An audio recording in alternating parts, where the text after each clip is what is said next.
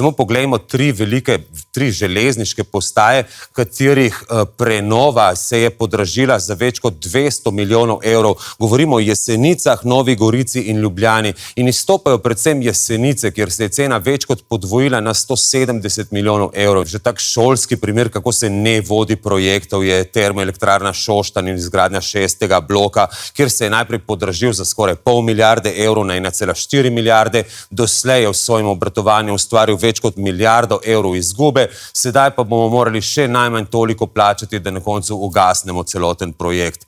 No, ampak izvirni greh je bila gradnja avtocestnega križa, kjer je pač najprej povečevanje in obsega in večanje projekta, predvsem pa kartelno dogovarjanje gradbenih baronov, ceno tega projekta z milijarde evrov povišalo na kar 5 milijard evrov in pol. No, ampak takrat smo imeli v Sloveniji 3 velike gradbince, sedaj pa se na res velike razpise projekte prijavlja zgolj en sam, torej se vseh teh letih dragih izkušenj res nismo prav dosti naučili.